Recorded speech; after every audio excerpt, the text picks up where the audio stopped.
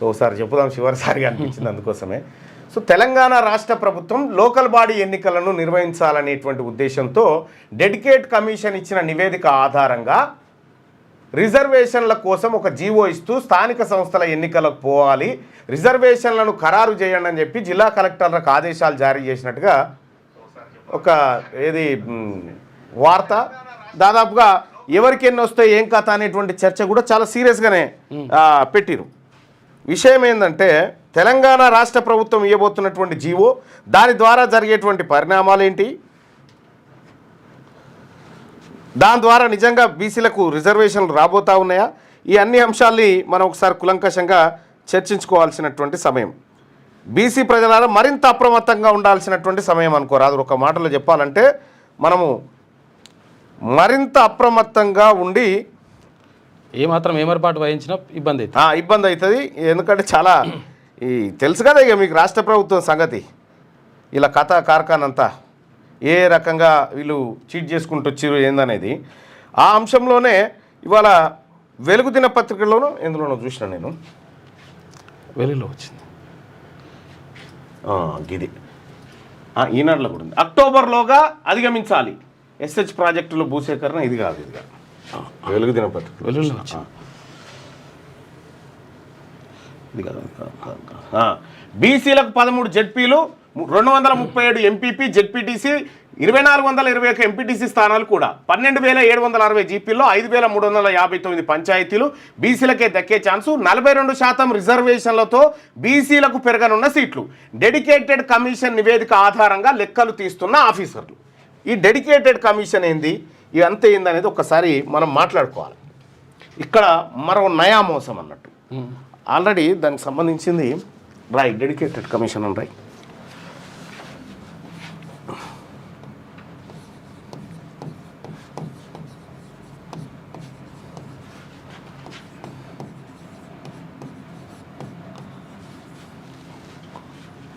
Dedicated commission అంటే supreme court ఏది Indira Sahani versus union of India, Indira Sahani versus దాన్నే మండల్ కమిషన్ అని కూడా అంటారు. ఏది ఆ కేసు మండల్ కమిషన్ కేసు అని కూడా అంటారు. అక్కడ సుప్రీంకోర్టు క్లియర్గా కొన్ని అంశాలు చెప్పింది. ఏమని, మీరు బీసీలకు రిజర్వేషన్ పెంచాలి అంటే మూడు ఉండాలి. ఏది డెడికేటెడ్ కమిషన్, ఒకటి 50% రిజర్వేషన్ స్లాబ్ దాటొద్దు. ఓకే, క్యాప్ అంటారు దీన్ని, క్యాప్. ఇది దాటొద్దు అని చెప్పి క్లియర్గా అందులో చెప్తుంది, క్లియర్గా చెప్తుంది.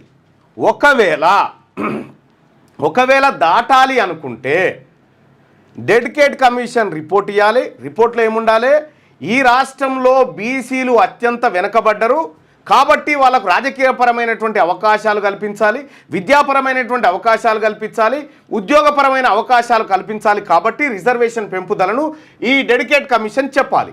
చెప్పిన తర్వాత దాని ఆధారంగా అసెంబ్లీలో బిల్లు పెట్టి ఆ బిల్లును గవర్నర్ ఆమోదించి తర్వాత పార్లమెంటుకు రాష్ట్రపతికి పంపి ఆ బిల్లును అక్కడ ఆమోదించి తీసుకుపోయి 9th షెడ్యూల్లో పెడితే ఓకే. ఎస్, కానీ మన బిల్లు గవర్నర్ మెట్లు దాటి అవతలికి పోలే, ఈయనే పడింది. ఇప్పుడు డెడికేట్ కమిషన్ చైర్మన్గా ఎవరున్నారు, భూసాని వెంకటేశ్వర్ను పెట్టిరు. ఎస్, డెడికేట్ కమిషన్ చైర్మన్గా భూసాని, ఫస్ట్ ఇంకా అది కూడా లేదు, ఏకసభ్య కమిషన్. ఇది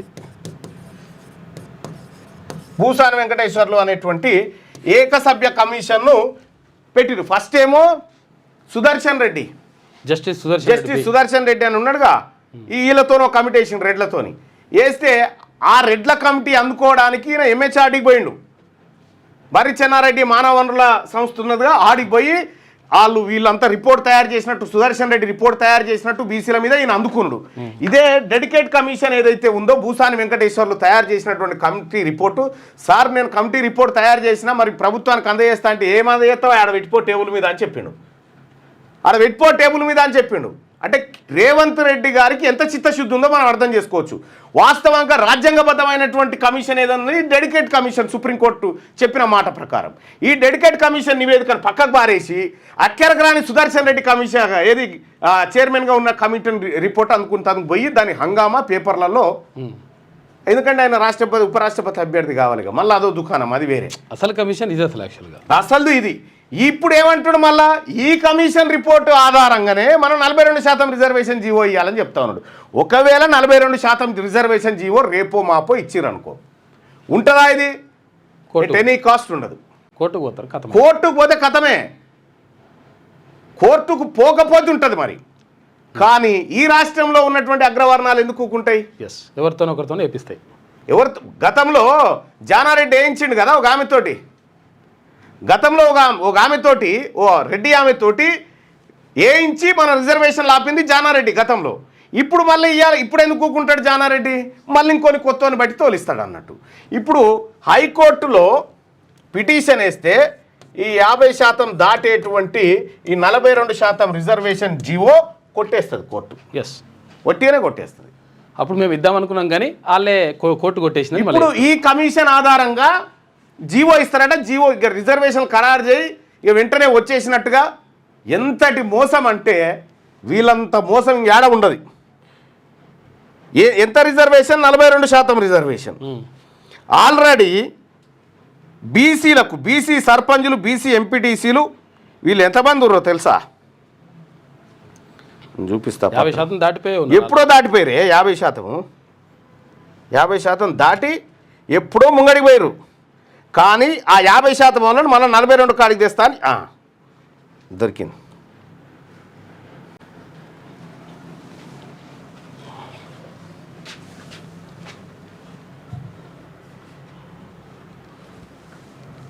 చలో ఇగో రిజర్వేషన్ ఎప్పుడు 2013లోనే బీసీ సర్పంచులు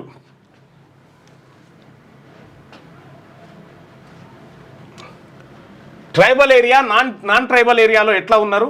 ఈ లెక్క ప్రకారం బీసీ సర్పంచులు వచ్చేసి 51% దాటిపోయారు 2013లోనే. బీసీ ఎంపీటీసీలు 50.5% వచ్చారు. ఆల్రెడీ బీసీ లోకల్ బాడీ ఎన్నికల్లో బీసీల ప్రాతినిధ్యం పెరిగింది. పెరిగినటువంటి దాన్ని ఇప్పుడు ఏం చేస్తారట? తగ్గిస్తారట, 42కి తెస్తారట ఈ జీవో ఇచ్చి. మరి 42 ఇస్తే మిగతాయి మేము అందుకే చెప్తా ఉన్నాం, రేవంత్ రెడ్డి గారు ఇవి నీతోటి కావు, ఇంత పెద్ద పనులు నీతోటి కాదు, ఎందుకంటే నీకు చిత్తశుద్ధి లేదనేది అర్థమవుతా ఉంది. ఇక్కడ ఉమ్మడి 10 జిల్లాలకు సంబంధించినటువంటి డాటా మా దగ్గర ఉంది. ఎక్కడ ఎస్సీలు ఎంత, ఎస్టీలు ఎంత, అన్రిజర్వ్డ్ ఎంత ఉన్నారు, ఎవరెవరు సర్పంచ్లు అయ్యారు, ఏం కథ అనేది మొత్తం ఇక్కడ మా కాడ లెక్క ఉంది. ఇక్కడ బీసీలకు ఎన్ని? ఇగో 2931. ఏంటి ఇవి? సర్పంచులు 2931 సర్పంచులు బీసీలు అయ్యారు. ఓసీలు ఎంతమంది అయ్యారు అప్పుడు? 2916 ఓసీలు అయితే మొత్తం ఇవి 8000 గ్రామ పంచాయతీలు ఉంటే 8061లో పంపకాలు జరిగినాయి ఇవి. అయినప్పటికీ జనరల్లో పోటీ చేసి బీసీలు 51.5% వచ్చారు సర్పంచుల్లో. ఆల్రెడీ 51.5% వచ్చింది మొన్న 2019లో, అది 54% పోయింది. ఆల్రెడీ 54% క్రాస్ అవుతా ఉన్నది కదా బీసీలది, మళ్ళీ దాన్ని 42కి తెస్తా అంటున్నాడు. ఇప్పుడు డెడికేట్ కమిషన్ రిపోర్టు ఎట్టి పరిస్థితిలో ఆడ నిలబడ్డది. జానారెడ్డి అనేటోడు ఊకోడు, రేవంత్ రెడ్డి ద్వారా కేసే ఇస్తాడు. మళ్ళీ జానారెడ్డే వేయించి మేము జీవో ఇచ్చి బీసీలకు న్యాయం చేద్దామని పోతే ఈ కోర్టు అడ్డుకున్నది. ఈ రేవంత్ రెడ్డి గారు, నువ్వు జానారెడ్డి ఇద్దరు బాధ్యత తీసుకోరు, ఎవడు కోర్టుకు పోకుండా తీసుకోరు, బెస్ట్ బాధ్యత తీసుకోరు. మీరు ఫస్ట్ అప్రిషియేట్ చేస్తారు, అది చేయరు. కరెక్ట్గా కోర్టు వర్కింగ్ డేలోనే జీవో ఇస్తారు, అది ఎవడన్నా కోర్టుకు పోయేటట్టు చేస్తారు. మీరు చూడండి, ఇదే జరుగుతుంది తెలంగాణ రాష్ట్రంలో. బీసీలారా, మనకు రిజర్వేషన్ ఇవ్వడానికి ఈ అగ్రవర్ణాలు సిద్ధంగా లేవు. కానీ 7.8% ఉన్నటువంటి అగ్రవర్ణాలు 30-40% రిజర్వేషన్ వాడుకుంటున్నాయి. 30-40%. ఇక ఎమ్మెల్యే పదవుల్లోనైతే 60% రిజర్వేషన్ దొంగతనంగా వాడుకుంటారు. ఉద్యోగాలలో అదే, జ్యుడిషియరీ అది, ఏడ చూసినా అదే. పేరుకేమో బీసీలకు రిజర్వేషన్ ఉందని దొంగ మాటలు. 7.8% ఉన్నటువంటి వాళ్లకు ఈడబ్ల్యూఎస్ కోటా కింద 10% అమలు చేస్తూ ఉన్నారు. ఈ ఈడబ్ల్యూఎస్ కోటా కింద నేనే 3 సార్లు ముఖ్యమంత్రి గారిని కలిసి చెప్పిన, ఈడబ్ల్యూఎస్ కోటా అక్రమంగా అమలవుతా ఉంది ఇక్కడ, దానికో కమిషన్ వేసి వాళ్ళ జనాభా ఎంత ఉందో తీసుకురండి, అందులో అర్హులైన వాళ్ళు ఎంత ఉంటారంటే ఈ తెలంగాణ రాష్ట్రంలో ఈడబ్ల్యూఎస్ కోటాకు అర్హులైనటువంటి వాళ్ళు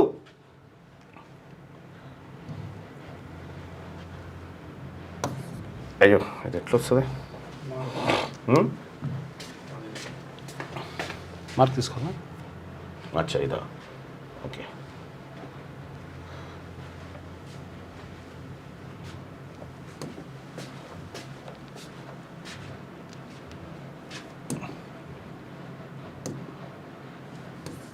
పోయిందిగా అచ్చా క్లోజ్ చేయద్దా.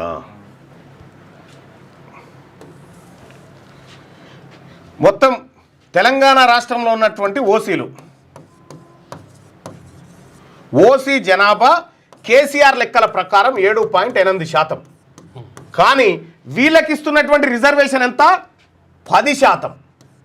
ఏది రెడ్లు వెలమలకు వీళ్ళందరూ కలిపి ఈడబ్ల్యూఎస్ 100% రిజర్వేషన్ వీళ్ళకు. 100% కాదు, 120%. 150. అదే బీసీలు తెలంగాణ రాష్ట్రంలో బీసీలు ఎంతమంది ఉన్నారంటే 62% ఉన్నారు.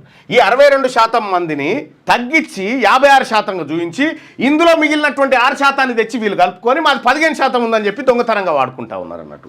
అయితే వీళ్ళకు 42% రిజర్వేషన్ కూడా కాదు, ఇది వచ్చేది కాదు, సచ్చేది కాదు, చెప్తున్నట్లు అంతే. ఇది కేవలం దొంగ నాటకాలు ఇవన్నీ. ఇక్కడ ఫస్ట్ మాకిచ్చుడు కాదు బా, దీని సంగతి ఏందో చెప్పు. దొంగతనంగా ఉద్యోగాలు పోతా ఉన్నాయి, దొంగతనంగా సీట్లు పోతా ఉన్నాయి. ఇక్కడ దీని సంగతి ఏందో చెప్పండి. ఈడబ్ల్యూఎస్ కోటా సంగతి ఏందో చెప్పండి. ఫస్ట్ మీ చేతిలో ఉంది కదా, నీ చేతుల్లో ఉంది కదా. ఇది కేంద్రానికి పంపించాల్సిన అవసరం లేదు, ఏది అవసరం లేదు. ఇది నీ చేతిలో ఉన్నది తగ్గించడం. మొత్తం క్యాన్సిల్ చేసినా చేయొచ్చు ఒకళ్ళు చేయాలనుకుంటే. తమిళనాడు ప్రభుత్వం రేపటి బీసీ ప్రభుత్వం వచ్చిన తర్వాత బరాబరా పనిచేస్తుంది. రేపటి బీసీ ప్రభుత్వంలో అక్రమంగా మీరు వాడుకుంటున్నటువంటి ఈడబ్ల్యూఎస్ కోటా ఏదైతే ఉందో ఈ ఈడబ్ల్యూఎస్ కోటాలో అసలైన అర్హులకు ఎంత శాతమో అంత శాతం ఇచ్చి మిగతాది ఖచ్చితంగా రద్దు చేస్తాం. రేపటి తెలంగాణ రాష్ట్రంలో ఇక 42% రిజర్వేషన్ ఇవ్వమంటే చూసిరు కదా. 2024 ఫిబ్రవరిలో జీవో ఇచ్చిండు. 2025 ఏది 2025 ఫిబ్రవరి దాకా ఆ జీవో కాగితం కింద వేసుకొని పన్నాడు రేవంత్ రెడ్డి. ఏదో చేస్తున్నట్టుగా యాక్టింగ్ చేసి ఒక ఏడాది గడిపిండు. ఇప్పుడు 42% రిజర్వేషన్ అని ఇంకో ఏడాది కలుపుతా ఉన్నాడు అన్నట్టు. ఇట్లా బీసీలను నయవంచనకు గురి చేస్తూ ఉన్నారు. అందుకే బీసీ ప్రజలారా, ఇది మన ప్రభుత్వాలు కావు, ఇవి అగ్రవర్ణ ప్రభుత్వాలు. జానారెడ్డి అనేటోడు ఎప్పుడైతే ఎంటర్ అయిండో ఇందులోకి, జానారెడ్డి ఎంటర్ అయినంటేనే దీన్ని ఖతం చేయడానికే జానారెడ్డిని పిలిచిందే దానికోసం. ఇలా తెలంగాణ రాష్ట్రంలో బీసీలంతా ఇదే అంశం పైన ఒక్కతాటి మీదకి వచ్చి ఈసారి ఎట్టి పరిస్థితిలో బీసీ తల్లి పాలు తాగిన బిడ్డలుగా బీసీలం ఈసారి ఖచ్చితంగా ఈ అన్యాయాన్ని ఎదిరిస్తాం, ఈ అన్యాయాన్ని బద్దలు కొడతామని చెప్పి ఇవాళ ప్రజలంతా ఒక్కటైన సందర్భంలో ఈ యాక్టింగ్ అంత ఇదంతా. 42% రిజర్వేషన్లు ఒకవేళ జీవో ద్వారా సాధ్యం కాకపోతే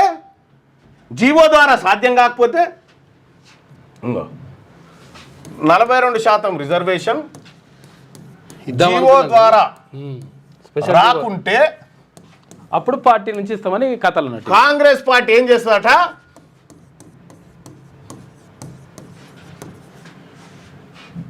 42% బీఫామ్లు బీసీలకు ఇస్తుందట. బీఫామ్లు ఎట్లా అంటే యాకుత్పుర, చార్మినార్, చంద్రాయన్ గుట్ట ఈ బీఫామ్లు ఇస్తుందట. అంటే పార్టీ పరంగా టికెట్లు ఇస్తుందట, ఓడిపోయే దగ్గర ఇస్తుంది. ఈ 42% నేనేమంటున్నా రేవంత్ రెడ్డి గారు, మొన్న కుటుంబ సర్వేలో, కుల సర్వేలో మీ అప్పర్ క్యాస్ట్ వాళ్ళు 15% రాసుకున్నారు కదా, మీరు వాళ్ళకి ఇచ్చే రిజర్వేషన్. ఈ మాకు 42 ఎందుకు ఇచ్చాడు బీఫామ్లలో? మీరు 15 తీసుకోరి, వాళ్ళు దాటొద్ది. మిగతాది ఉంటే మేము చూసుకుంటాం, మా బీసీలు చూసుకుంటారు. ఇవాళ కాంగ్రెస్ పార్టీలో ఉన్నటువంటి బీసీలు, బీజేపీలో ఉన్న బీసీలు, బీఆర్ఎస్ పార్టీలో ఉన్నటువంటి బీసీలు మీ అగ్రవర్ణాలు ఇలా చుట్టూ తిరగాలిగా. ఇక 42లో మాకు కావాలి సార్ బీఫామ్, మాకు కావాలని తిరగాలన్నట్టు. ఈ తిరిగే కాలం పోయింది. అందుకోసమే తెలంగాణ రాజ్యాధికార పార్టీ ఏర్పడ్డది.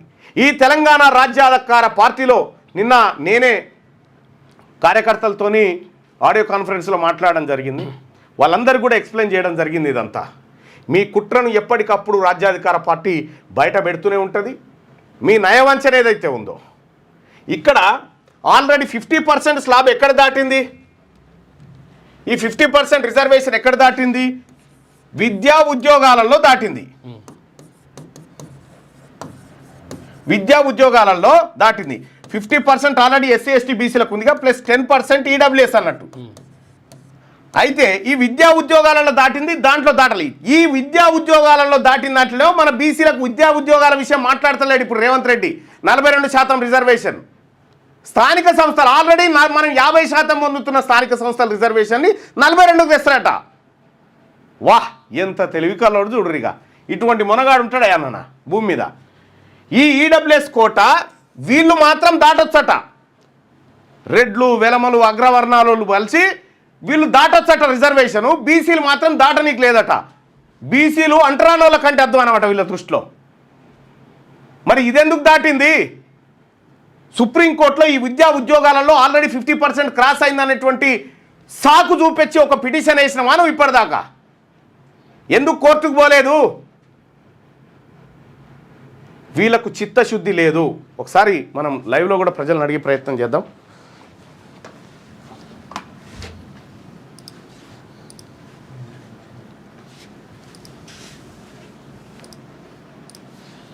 బీసీ రిజర్వేషన్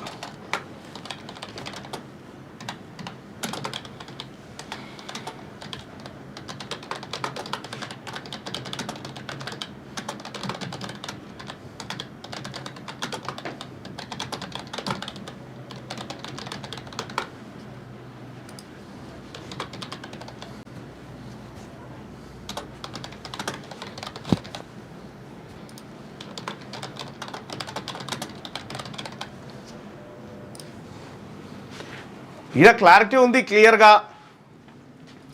బీసీలకు 42% రిజర్వేషన్ ఇవ్వడానికి రెడ్డి ప్రభుత్వం సిద్ధంగా ఉందని మీరు భావిస్తున్నారా?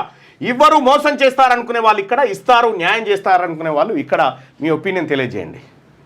ఇక్కడ మనం లెక్కలు బయట పెడితేనే వాళ్ళ కడుపు మసిలిపోతూ ఉంది, వాళ్ళ నిత్యంత బద్దలైపోతూ ఉంది.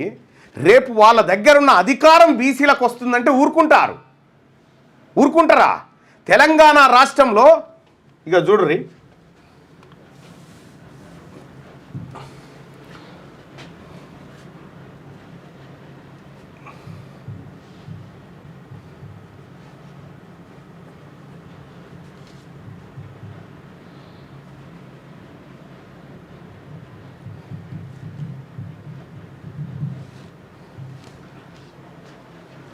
తెలంగాణ రాష్ట్రంలో ఇక చూడుర్రి లెక్కలు. According to the 20th livestock census conducted in 2019, the provisional population of Telangana రాష్ట్రంలో గాడిదలు ఎన్ని ఉన్నాయంటే 2000 ఉన్నాయి అని చెప్పి లెక్క రాశారు. 2000 గాడిదలు ఎన్ని ఉన్నాయంటే పందుల లెక్క కూడా ఉన్నది.